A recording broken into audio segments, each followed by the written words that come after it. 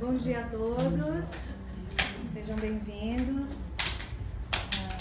Hoje nossa reunião das 11 da manhã tem uma visita muito especial do nosso querido Jaime Ribeiro, que está fazendo um curso aqui em Chicago, passando uma temporada, vai nos presentear com uma palestra sobre fé raciocinada. Gostaria de apresentar, falar um pouquinho sobre o Jaime. Ele nasceu em Recife e foi onde ele conheceu o Espiritismo. Com 13 anos, ele começou a frequentar uma casa espírita em Recife, o Centro Espírita Missionários da Luz, com a sua avó, Cleonice. E já na primeira visita à casa espírita, o Jaime se interessou por algumas obras e pediu para que a avó comprasse O que é o Espiritismo, de Allan Kardec, e o livro O Sinal Verde, do espírito André Luiz, psicografado pelo Chico Xavier. E a partir daí, ele vem estudando o Espiritismo, e hoje o Jaime reside em São Paulo, e ele frequenta a Sociedade de Estudos Espíritas 3 de Outubro, em São Paulo. O Jaime é formado em Engenharia Química e pós-graduado em Gestão de Negócios e em Marketing, e trabalha como executivo de uma empresa inglesa de educação. James,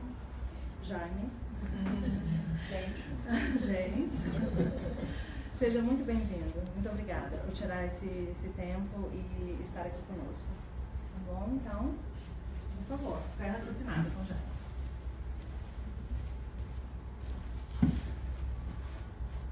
Uns choques aqui com o pessoal do computador. Vou avisar antes que de vez em quando eu vou tomar uns choques aqui. Primeiro, bom dia. Uma alegria enorme estar aqui com vocês. Em especial aqui em Chicago, que é uma cidade que me conquistou. Estava conversando com a Fernanda isso mais cedo. A gente, quando vem para cá, a gente vê uma cidade tão fria, né? Eu vim num período muito frio, quando eu fui escolher o local que eu ia fazer o meu curso. Foi uma preocupação enorme. Como é que eu vou me adaptar ao frio? E quem me viu chegando aqui, logo, eu cheguei na sexta, no sábado eu já estava aqui. Viu que eu estava assim em pânico, eu estava, eu vou adoecer, eu preciso ir embora, porque eu não conseguia respirar direito. E o que eu encontrei foi exatamente o contrário, né? Chicago, vocês já devem ter ouvido muito falar sobre isso, tem uma energia espiritual muito poderosa. Além disso, as pessoas têm uma gentileza igual eu nunca vi na minha vida. Eu tenho passado momentos fantásticos aqui nessa cidade, vou levar essa cidade no meu coração. E boa parte desses momentos fantásticos são aqui com vocês, são momentos que eu tive aqui com vocês, que eu venho tendo aqui com vocês nas nossas manhãs de estudos, que têm sido momentos muito especiais. Eu queria agradecer a Dani pelo convite para falar de um tema tão especial como a fé. Vejam só, num momento que o mundo vive e que a gente o tempo todo faz uma reflexão de qual o caminho que a fé vai tomar no futuro, as reflexões que nós fazemos o tempo todo devido às crises e todas as problemáticas que nós estamos assistindo no mundo. Mas o que nós sabemos é que a fé, ela é inerente à natureza humana. Muito antes do homem inventar a escrita, dele começar a escrever, constituir até mesmo preces, orações, se constituir como uma sociedade organizada, eles já se remetiam ao ser superior. Isso não somos nós que dizemos. As pinturas rupestres, que são aquelas pinturas descobertas, que datam mais de 40 mil anos, já mostram isso, o homem em contato com o ser superior. O mais interessante é que nessas pinturas, a identificação do contato religioso, do primeiro contato, o primeiro registro que nós temos do contato religioso do homem com uma espiritualidade, está no sepultamento aos seus, no sepultamento aos mortos, numa expectativa de retorno ou numa perspectiva de que existe uma vida após a morte. Isso não somos nós também que dizemos. São os cientistas que falam por meio das análises que fazem dessas pinturas rupestres. O mais interessante é que muitos confundem e acham que a origem da fé, ela se deu com a constituição religiosa. Que a fé foi criada depois que as religiões foram criadas também para abrandar o coração crítico humano, ou para manipular a massa e ser um instrumento de calmaria da multidão. Isso não é verdade. As pinturas rupestres mostram isso. A constituição religiosa não tem nada a ver com a natureza do ser humano de crer, com a fé. Essa propagação se dá, obviamente, por aqueles que não creem e disseminam as suas ideias. Mas nós sabemos, por meio do nosso codificador Allan Kardec, que a fé raciocinada é a fé que é capaz de encarar a razão frente a frente em todas as épocas da humanidade. E se a gente lê essa sentença, essa frase do Kardec, ela por si só já dá uma possibilidade de reflexão imensa. Por outro lado, ela não é objeto de vaidade alguma, de nós espíritas acharmos que a nossa fé ela é diferente de qualquer outra fé. A nossa fé é a fé que faz conta, e é disso que eu vou falar com vocês hoje. A nossa fé é a fé raciocinada, que é uma sintonia com Deus. Nós não fechamos os olhos e esperamos que Deus haja na nossa vida. A gente não fica esperando que as coisas aconteçam caindo do céu, como se fala popularmente. Pelo contrário, nós assumimos o papel de protagonista na nossa jornada evolutiva e não terceirizamos o papel que nós temos para fazer com que a nossa vida ela dê certo. Acreditando, o homem ele se qualifica para buscar dentro de si todo o potencial que o espírito tem no seu interior. A gente já fala que não usamos nem 10% do nosso cérebro, a gente ouve isso desde que a gente é criança. Eu diria que nós não usamos nem 1% do nosso potencial espiritual, filho de Deus que somos, herdeiro do universo, como diz Joana de Ângeles. Essa é a nossa fé, a fé que faz a conta, que é a conta muito simples do livre-arbítrio, mas a lei de causa e efeito é a nossa sintonia com Deus. Então, quando fazemos essa conta, juntando essas duas grandes coisas, nós entendemos perfeitamente o que acontece na nossa vida. Mas vivemos um mundo, vivemos uma crise ética muito grande atualmente. Como eu falei no início, a gente fala de fé, automaticamente a gente pensa nas transformações que o mundo vem passando. E aí eu lembro essa frase, esse pensamento, essa fala do Rossandro em uma de suas palestras, quando ele diz que essa crise ética profunda, que talvez seja a maior crise ética que o mundo já passou até então, é uma crise que antecede a mudanças. Porque não tem como passarmos por melhoria, seja do ponto de vista individual, familiar, de uma nação, de uma cultura, ou até mesmo de um tempo como estamos passando agora, sem passar por uma crise. Na verdade, a gente está vivendo um mundo do o que é certo e o que é errado. A todo momento, quando a gente vai ler o jornal, ou quando a gente lê alguma crônica, ou qualquer coisa do nosso dia a dia, nós nos deparamos com coisas que nos assustamos. Porque está difícil identificar o que é certo e o que é errado. Hoje em dia, se você se empenha em fazer o bem, se engaja em atividades produtivas, se você se empenha na sua reforma íntima e procura ser um exemplo no seu trabalho ou em qualquer lugar que seja, você será criticado e julgado. Se você não se engaja com nada, se você tem uma vida um pouco mais tranquila e um pouco mais reclusa, você também será criticado e julgado. Mas o que é mais apavorante na sociedade atual é um conselho que a gente escuta pelos 4 cantos do mundo, e eu tenho certeza que todos vocês já ouviram, ou já ouviram alguém falar, ou já receberam, que é um conselho perigosíssimo, que fala: vá ser feliz. Você está prestes a fazer uma bobagem, uma asneira, ou alguma coisa que pode até prejudicar outra pessoa ou a sociedade, ou você pode atrapalhar todo um processo, você pode corromper um processo familiar, ou fazer alguma coisa equivocada no trabalho que vai prejudicar um colega, e aí você ouve: vá ser feliz, o importante é ser feliz. E não importa as consequências do que significa ser feliz. Quando, na verdade, a gente deveria lembrar do conselho do Cortella, quando fala que o homem deveria fazer 3 perguntas antes de tomar qualquer decisão impulsiva. A primeira delas é: eu quero. A segunda é: eu posso. E a terceira é: eu devo.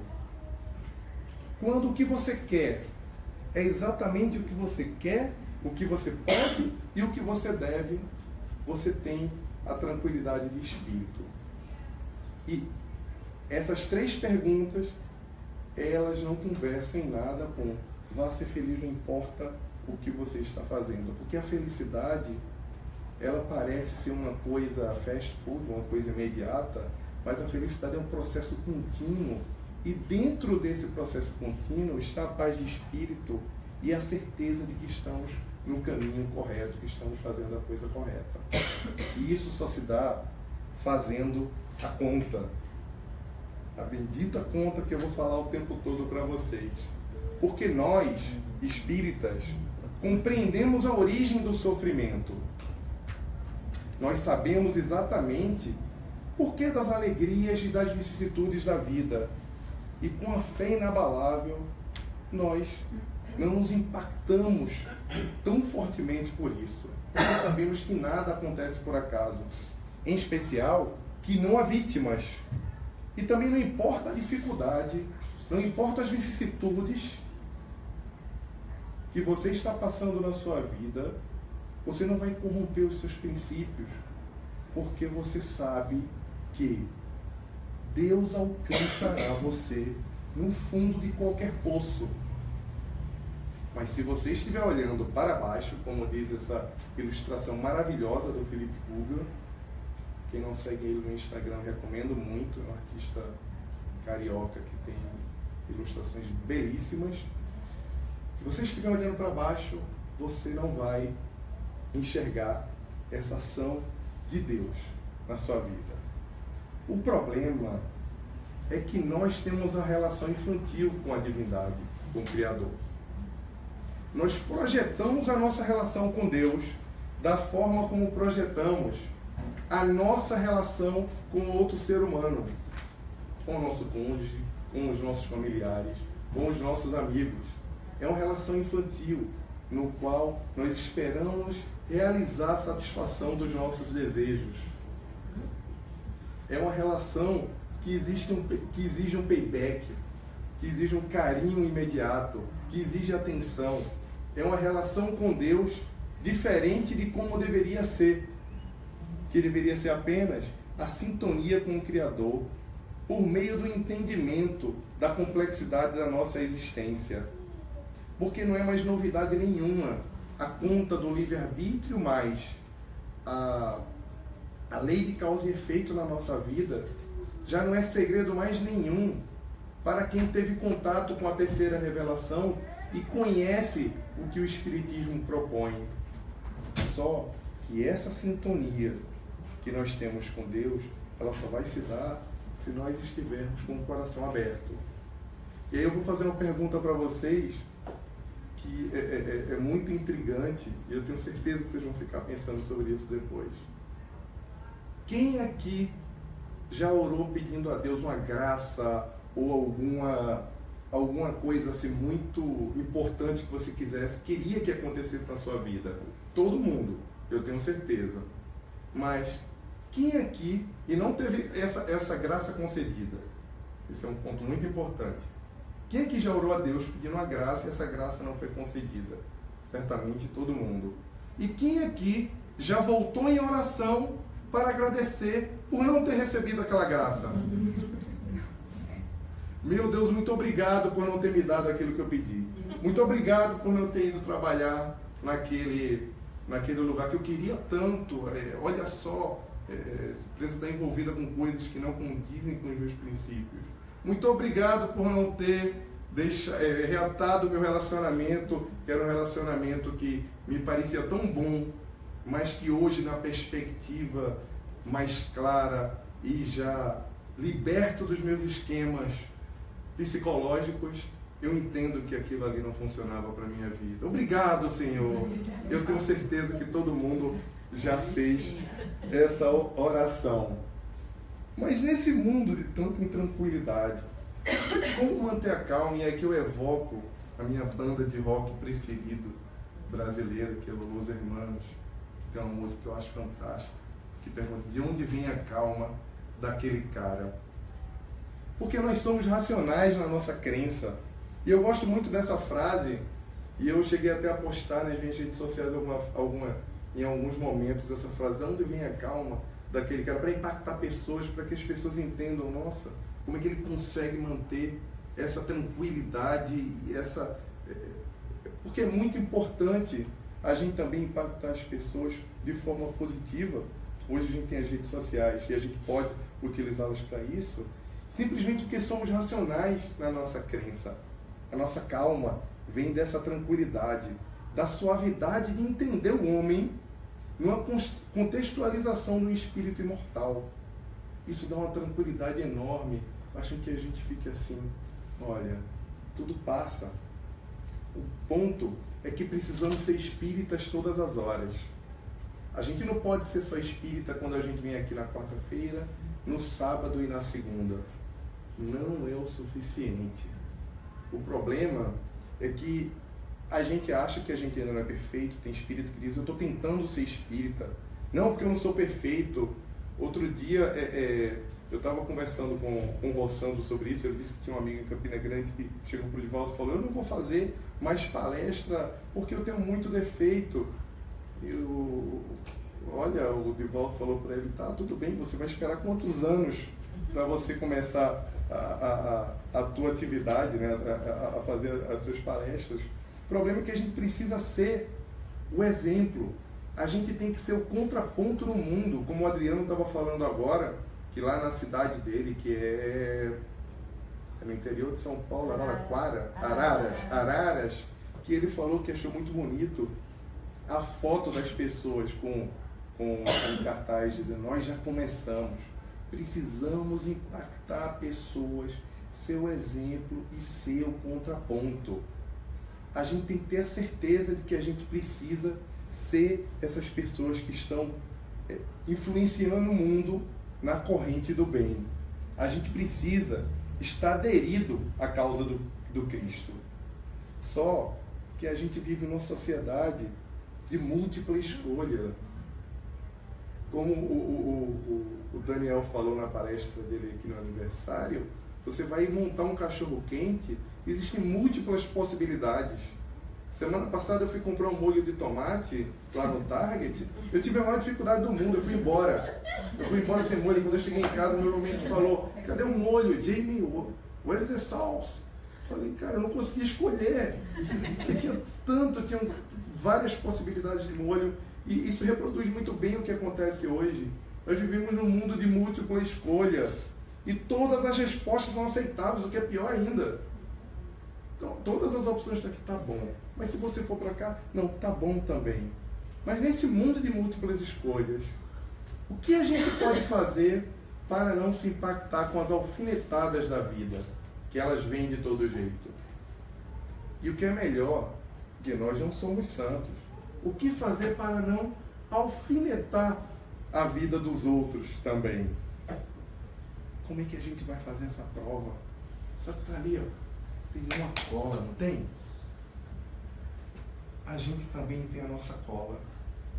E a nossa cola, ela não precisa ser escondida como esse rapaz está aqui, ó. Escondido. Então, pela espírita, a gente vê alguém colando, né? É uma coisa, né? Ela não precisa ser escondida. A nossa cola é o Cristo. A gente tem o nosso modelo. Só que a gente não precisa fazer igual o desconfiado Tomé, que queria provas, ele queria evidências.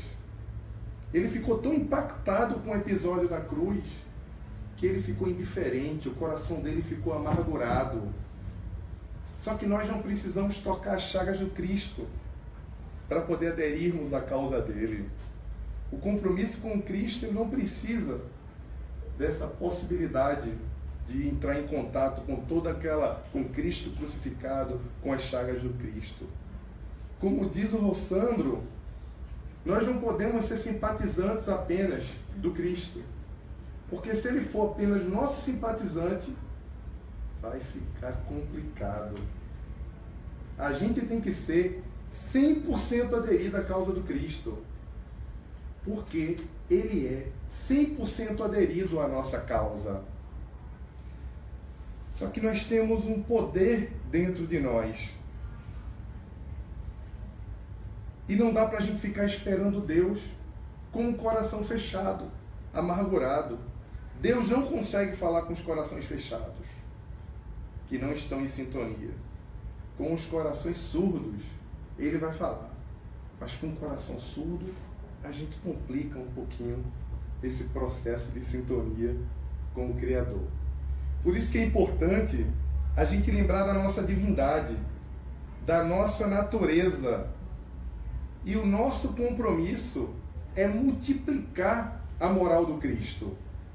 Multiplicar a nossa cola lá, o nosso modelo, o nosso exemplo.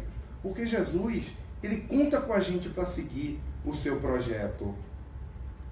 E se mesmo depois de tanto esforço para ser bom, que eu tenho certeza que todo mundo já deve ter passado por isso também, meu Deus, eu tento ser uma pessoa boa, eu sou um bom vizinho, eu levo torta pro meu vizinho lá quando ele chega, o novo vizinho, eu sou uma pessoa que no trabalho, eu tento ser um bom chefe, porque não é fácil. Você tem que ser chefe, mas ao mesmo tempo você tem que ser duro e cobrar. Quando você é duro e cobrar, você é criticado. Quando você tem só colegas de trabalho e você não é um chefe, você talvez encontre, tenha no teu dia a dia um gestor que ele não tem interesse genuíno por pessoas, está mais focado na vida dele, nos projetos pessoais dele. Então é difícil para você também, é difícil lidar com um colega que ele não está tão equilibrado. É muito difícil, é difícil dentro de casa, mas é muito difícil, é muito mais difícil esse processo do dia a dia para quem não está blindado com o processo da conta da fé raciocinada, para quem não entende como os mecanismos da vida funcionam. Mas o mais importante é, sendo Deus também, recebendo todas essas alfinetadas da vida, porque não tem como falar em fé sem também falar em sofrimento, como é que a gente faz para a gente não se impactar? Como é que a gente faz para passar por tudo isso? Evocando o nosso Deus interior, ajustando a nossa espiritualidade por meio dessa evocação do Deus que existe dentro de nós, como disse João no capítulo 10, versículo 34. A gente precisa fazer a conta novamente, a conta da fé raciocinada, porque sabemos que nada é por acaso, que não existem vítimas. Nós temos o livre-arbítrio, só que o livre-arbítrio, ele é de uma compreensão temporal que está além das nossas lembranças. A gente até mesmo, quem não é espiritualista, que fala no tudo são consequências dos nossos atos. E nós também acreditamos que tudo são consequências dos nossos atos. Só que nós somamos essas consequências dos nossos atos com as nossas existências passadas, com os nossos aprendizados, com todas as coisas que nós estamos passando ao longo de tanto tempo. Esse livre-arbítrio, ele tem uma complexidade temporal além das nossas lembranças. E aí, lembrando o codificador, quando ele pergunta aos espíritos se o homem tem o livre-arbítrio dos seus atos, e os espíritos respondem, pois que têm a liberdade de pensar, eles têm igualmente a de obrar. O porque sem o livre-arbítrio o homem seria uma máquina, ele nos traz a reflexão de que todos, sim, somos consequências dos nossos atos, sejam dessas vidas ou das vidas passadas. O ponto, Jaime, não é o meu livre-arbítrio, eu consigo controlar o meu livre-arbítrio. Mas como é que eu controlo o livre-arbítrio dos outros? Como não se afetar quando atingido na vida pelo livre-arbítrio do outro, com a ingratidão, com o egoísmo, com todas as chagas que a humanidade tem e que nós também a possuímos como seres humanos que estamos aqui? Que, lembrando a outra palestra do Sandro, no centro, nós não tem ninguém santo aqui. Isso aqui é uma UPA espiritual, né? Todos nós espíritas somos pessoas que nós já sabemos disso por várias comunicações que já recebemos do plano espiritual. Somos pessoas que fracassamos há muito tempo atrás no terreno da fé. E agora voltamos aqui para reconstruir, por meio da fé raciocinada, por meio da propagação da terceira revelação, e contribuir com o mundo. O segredo é não dar poder a essas alfinetadas. Não dar poder para que alguma coisa de ruim que aconteceu na sua vida, alguma dor, alguma agressão, ela impacte tanto a tua vida e desequilibre você. Não podemos dar poder para que a nossa espiritualidade ainda seja abalada. É assim que a gente vai lidar com o livre-arbítrio do outro, porque até nesse momento nós também temos o livre-arbítrio de escolher se vamos dar poder ou não para que o mal, entre aspas, ele nos alcance e nos atinja. Isso lembra quando Chico Xavier estava passando por uma grande amargura, e a maioria das pessoas conhece essa história, e ele pediu ao nosso querido Emmanuel para levar um recado para Maria Santíssima.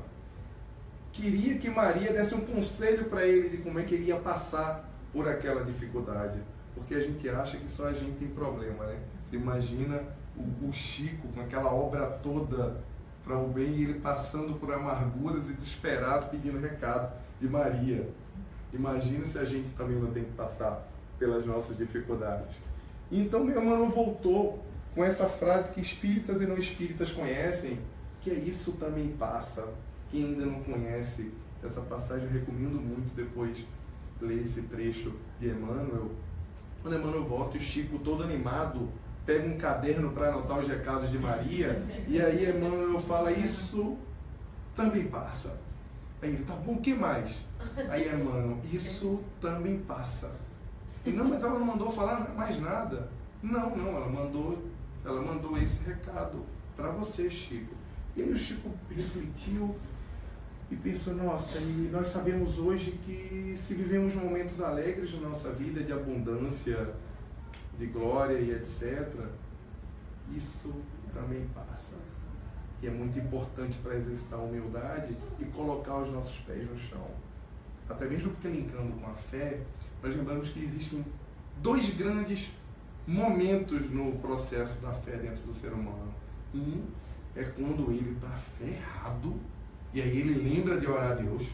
Ai, meu Deus, me ajuda, eu estou sofrendo tanto, eu não sei o que eu faço. E o outro é quando ele está muito bem, e aí o que ele faz? Ele esquece de Deus. São dois grandes momentos muito impactantes.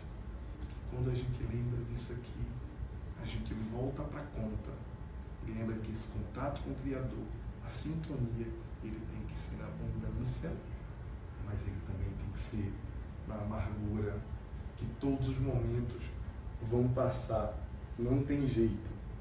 Temos que ultrapassar as batalhas da vida com essa fortaleza dentro de nós, ainda mais agora vivendo num momento de grandes transformações na humanidade.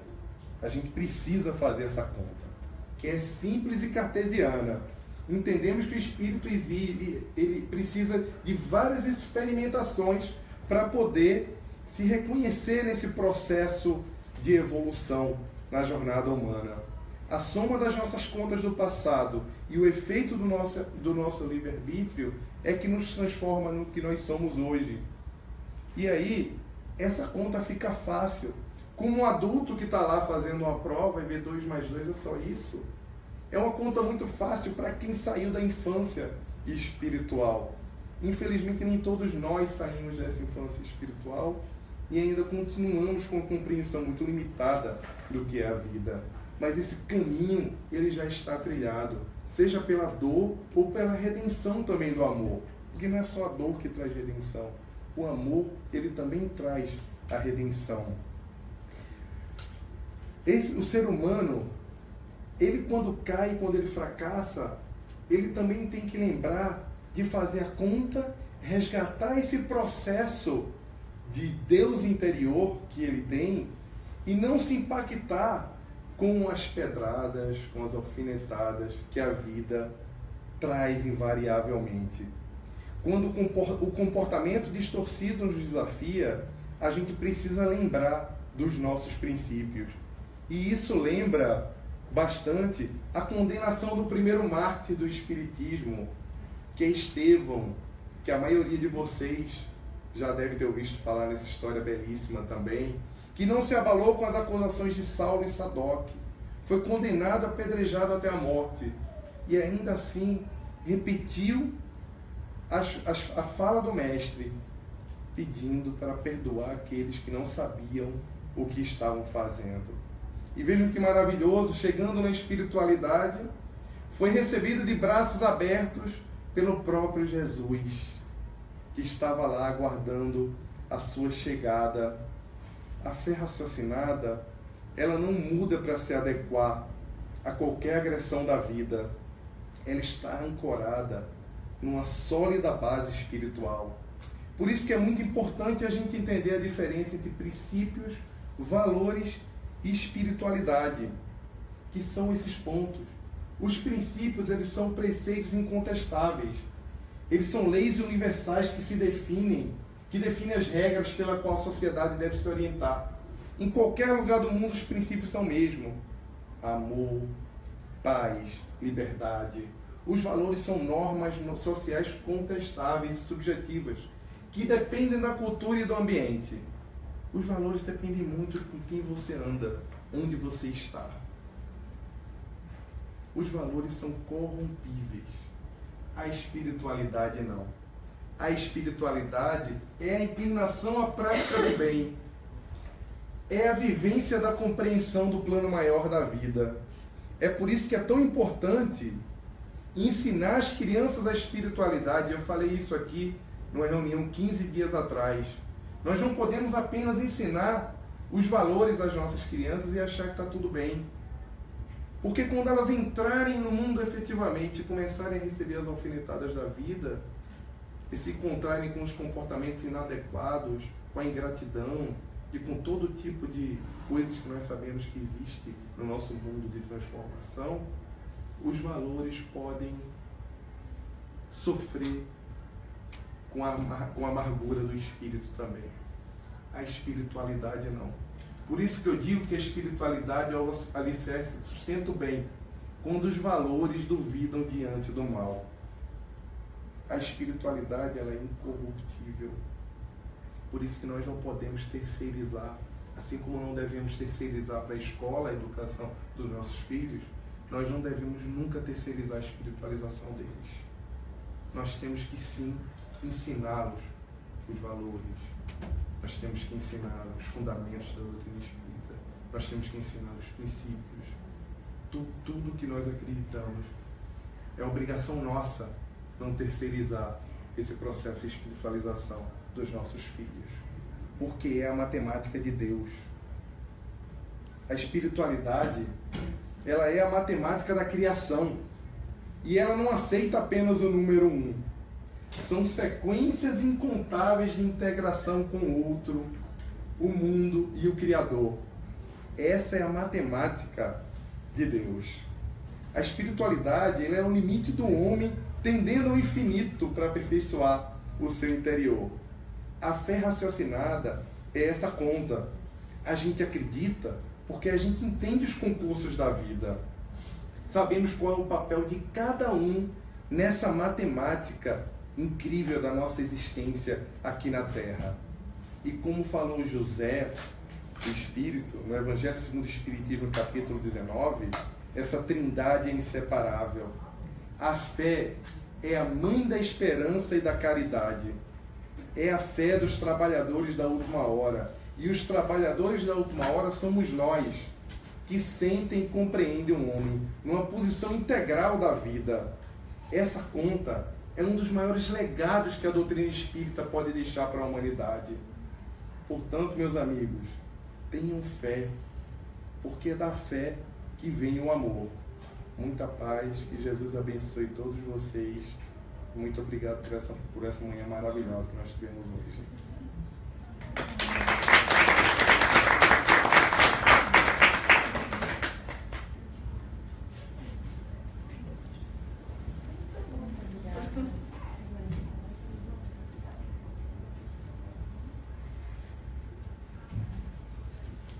Agora nós iremos passar para a segunda parte da nossa reunião, que é a terapia dos passes, e daí encerraremos uma prece, como sempre fazemos.